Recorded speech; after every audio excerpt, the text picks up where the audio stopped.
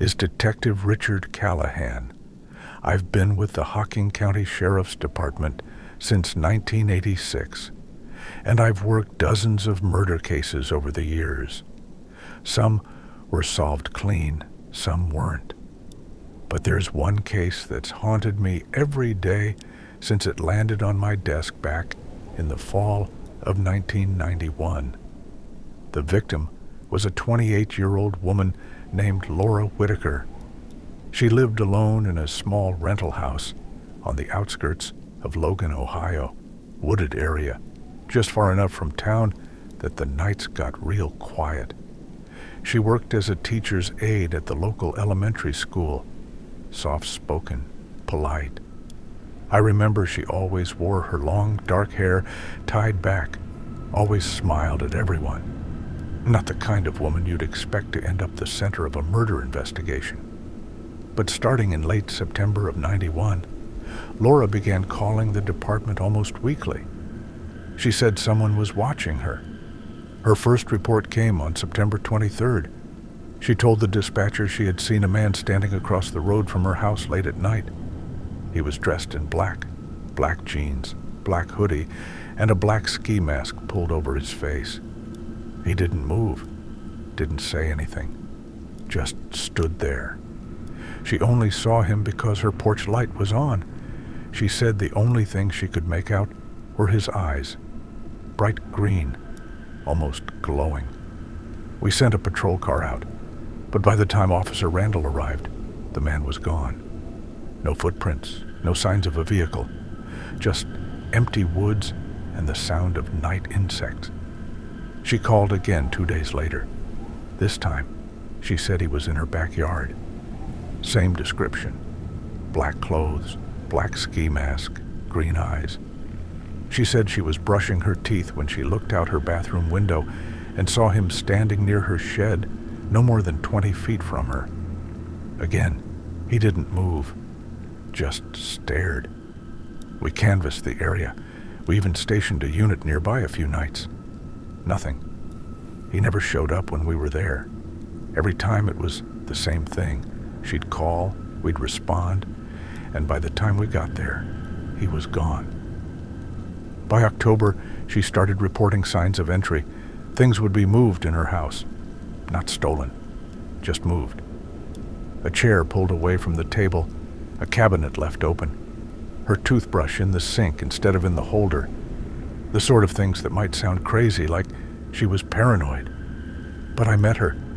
I sat down across from her in our station. She wasn't delusional. She was terrified. I believed her. She told me once, her hands trembling in her lap, that when she saw his eyes, it was like looking at a person with nothing inside but rage. Not just the kind of anger that flares up in a bar fight. She said his stare felt cold and timeless. She said it felt like he hated her, specifically her, like he had always hated her and always would. That stuck with me. We advised her to stay with family or friends, but she had no family nearby, and she didn't want to put her friends in danger. We offered extra patrols. She even bought a gun, but she told me once that she didn't think it would make a difference, that somehow he'd already decided how it would end. And then, on October 27th, 1991, everything went quiet. That morning, a jogger found her back door wide open. Her front window was shattered inward. The neighbor, an old man named Paul Harrelson, said he thought he heard a scream around 2 a.m., but figured it was a cat fight or a party down the road. When we got inside, we found her in the hallway just outside the bedroom. Blood everywhere. She'd been stabbed over 40 times.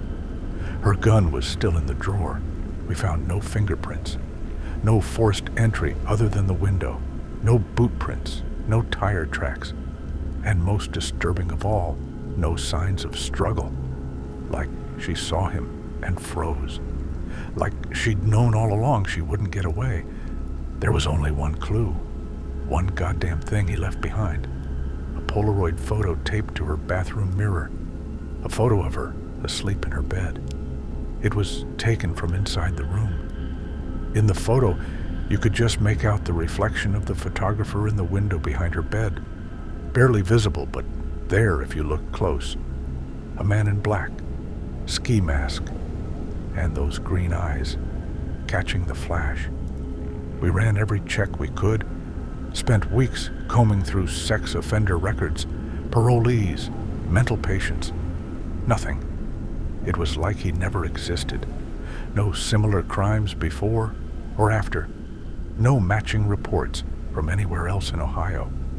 Like a ghost that slipped out of the woods just to kill her and vanished again. I've replayed the case in my head thousands of times. I've gone through the reports, the photos, the statements. I've driven past her old house late at night just to see if maybe he came back. But he never did. That was his final act. There are nights I dream about that photo, about looking into those eyes. There's something so wrong about them, inhuman almost. And I wonder if maybe this wasn't just a man at all. I think about how Laura told me she didn't believe the gun would save her, how she felt he'd already made up his mind. I think she was right. Some people believe in evil as a force, like gravity or fire, something ancient, something that just waits. And in 1991, that force wore a ski mask and had green eyes that never blinked.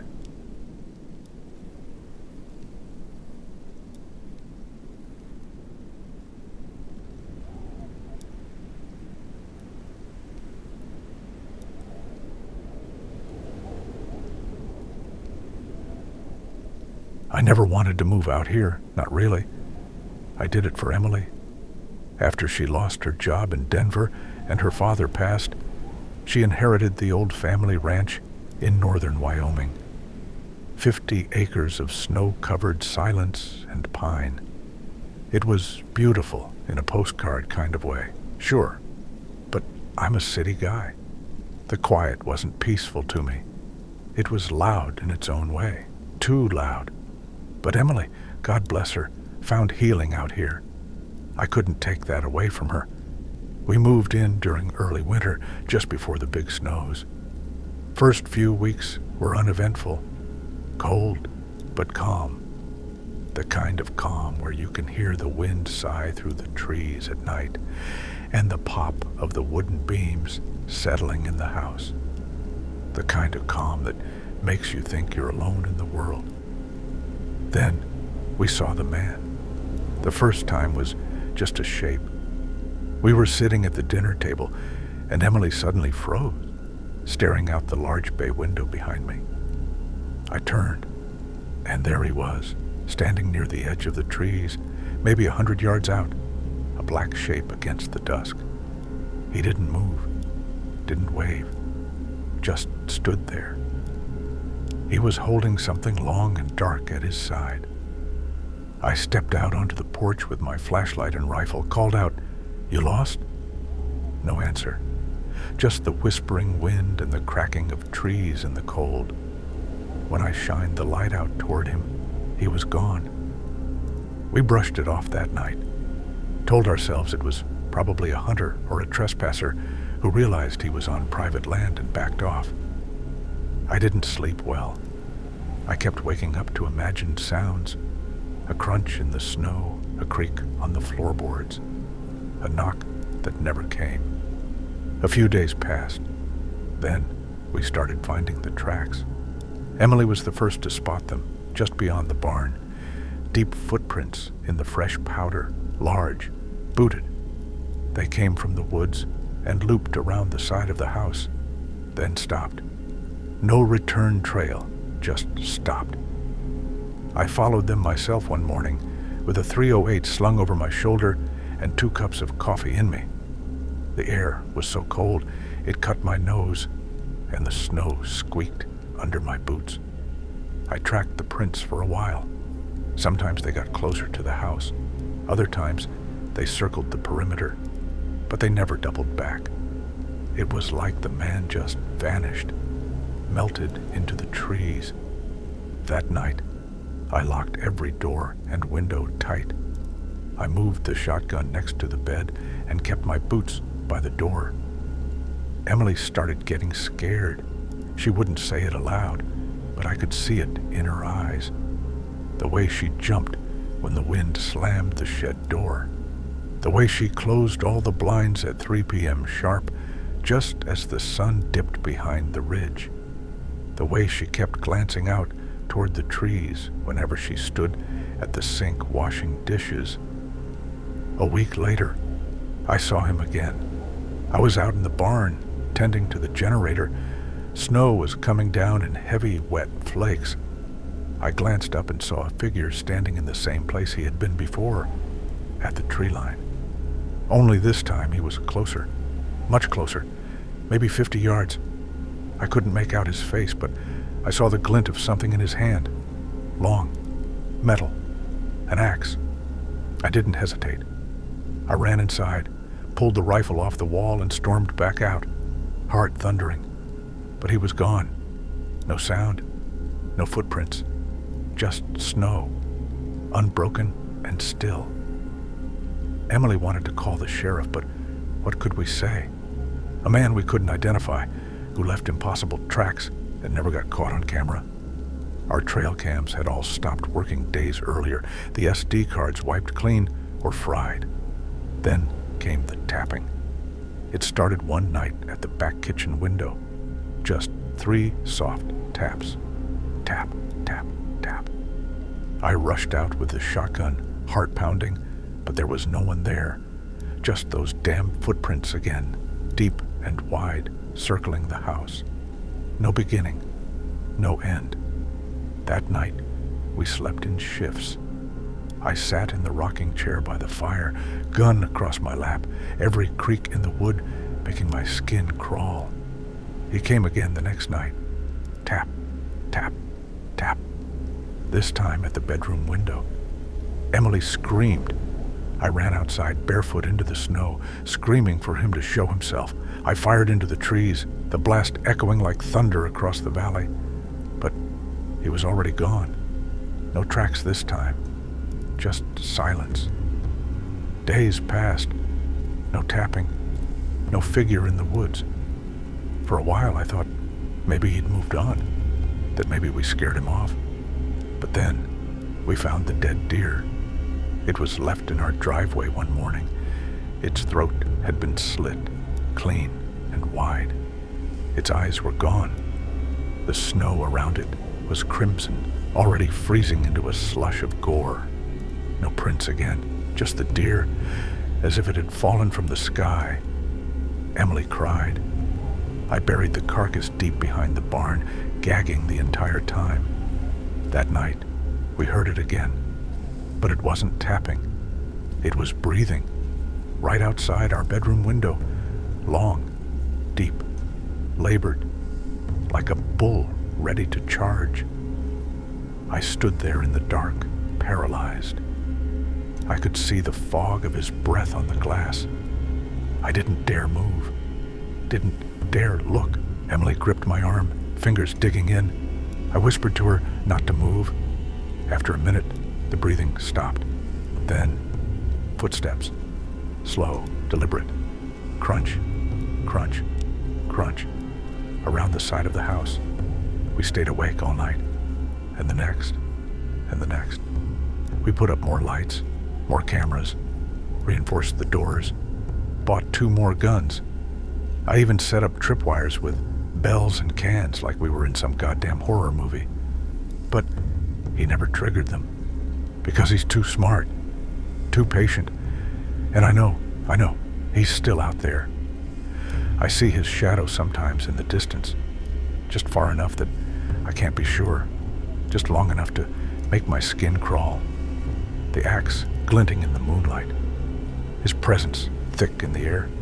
The worst part is, I don't think he wants to hurt us yet. He's watching, waiting, learning, getting closer. And the snow keeps falling, erasing everything behind him. Every night, I sit by the window with the shotgun and watch the tree line. Every night, Emily clings to me a little tighter, and every morning, there are no footprints, just silence. But he's out there.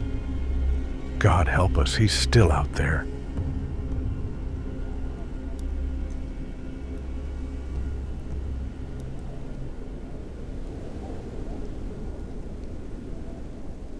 I've lived in Rockport all my life. It's a quiet place, windswept in winter, postcard, pretty in the summer. Tourists come and go, but the locals, we know each other. We nod at the grocery store, wave as we pass by on Route 1, smile, and hold doors at the post office. It's the kind of town where you notice when something, or someone, doesn't belong. I first saw him on a Tuesday morning in early October. I was coming out of the bakery on Central Street with a coffee and a warm blueberry scone when I saw him across the street, leaning against a telephone pole like he was waiting for someone. But there was something off. He wore a black denim jacket despite the cold, and heavy black sunglasses even though the sun hadn't burned through the mist yet. His hands were tucked in his pockets, his head tilted just slightly, like he was studying me. I glanced behind me, thinking maybe he was watching someone else. But no, there was no one there, just me. I tried to ignore it. Rockport isn't huge, but people do pass through. Maybe he was from Camden, maybe a new arrival, maybe I was just being paranoid. But 2 days later, I saw him again. This time I was getting gas at the station just before sundown, and there he was, across the street again. Same outfit, same stillness, same watchfulness. No phone, no earbuds, just standing there like he had all the time in the world. I stared at him. This time I didn't look away. I wanted him to know I'd seen him. He didn't react, didn't flinch, didn't nod or wave or smile. He just looked at me. Behind those black lenses, I couldn't see his eyes, but I felt them. The hair on my arms stood up. I finished pumping my gas with my heart in my throat and drove home faster than usual, checking my mirrors more than I needed to. I kept telling myself I was being dramatic. I even laughed nervously in the car, trying to break the rising tension in my chest. Jesus, probably just some weirdo from out of town, I muttered. But when I pulled into my driveway, I sat there in the car for a long time, watching the tree line at the edge of my property, just in case. It got worse. Every day for the next week, I saw him. Sometimes in town, once standing outside the hardware store while I was inside. Another time he passed by my truck slowly on foot while I was at the dock picking up bait for a fishing trip. He was always just there, close enough to see, but far enough to avoid confrontation, never doing anything illegal, never speaking. Once, late in the evening, I stepped outside to bring in the trash barrels, and he was standing at the end of my driveway, right by the road. Black denim, black sunglasses, perfectly still. I froze. My throat went dry. The barrels rattled as I let them drop. I blinked, and in that split second, he was gone. No sound, no rustle, just vanished. I didn't sleep that night. I started asking around. People in Rockport are friendly enough, but when I asked if anyone had seen a man in a black denim jacket and dark sunglasses, I got nothing but blank stares and shrugged shoulders. No one else had seen him. I called the sheriff's office. They told me unless the guy threatened me or trespassed, there wasn't much they could do. Might just be passing through, the deputy said, like that made any of this better. But he wasn't just passing through. He was watching me. Everywhere I went. Even places no one should know about. There's a spot in the woods near my house, a place I've hiked to since I was a kid. No trail markers, no signs. You have to know where to go, and even then, it's easy to get lost. It's quiet out there, untouched. I go there when I need to clear my head. One Sunday afternoon, I decided I needed that walk more than ever. I told myself if I could get out there, get some fresh air, maybe I could shake this growing dread that had wrapped itself around my chest. The walk took about an hour. Leaves crunched underfoot. The air was sharp with the smell of pine and decay. I finally reached the little bluff that overlooked a stream and sat down, trying to slow my breathing. I don't know how long I sat there before I felt it. Not a sound, not a movement. Just that sensation, like pressure behind the eyes, like being watched. I turned my head slowly, my spine cold as ice, and there he was, standing on the opposite side of the stream, motionless. No trail led to that spot. No way he should have been able to find it. No way he should have even known I was there. But he did. I stood up and shouted across the water, "What do you want?" My voice cracked. The forest swallowed the sound. He tilted his head just slightly, like a curious dog. That's when I noticed. He wasn't breathing. No fog from his mouth. No rise and fall of his chest. I turned and ran, fell twice, got scraped up and winded. But I didn't stop until I burst back into my yard and locked the door behind me. I didn't sleep again that night. Every creak of the house, every whisper of wind outside sent adrenaline surging through my veins. I kept my hunting rifle by the bed. That was 2 nights ago. Last night, he knocked on my window. 3 slow knocks. Tap, tap, tap. I didn't move, didn't breathe. It was almost 3 a.m., the kind of dark that makes everything in the room feel like it's alive. I sat up and reached for the rifle, then inched to the window and pulled the curtain back just a sliver. He was standing there, right outside, on my porch. Black denim, black sunglasses, no expression, just waiting. I raised the rifle. I don't know if I would have fired. Part of me hoped he'd move, do something that would justify it. But he didn't move, didn't flinch, just stared through the glass.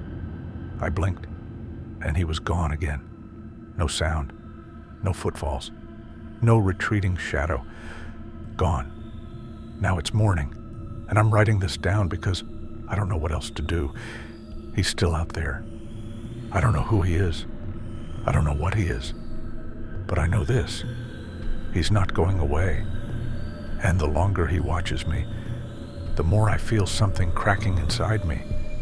Like he's waiting for the moment I snap. Like it's all some twisted game.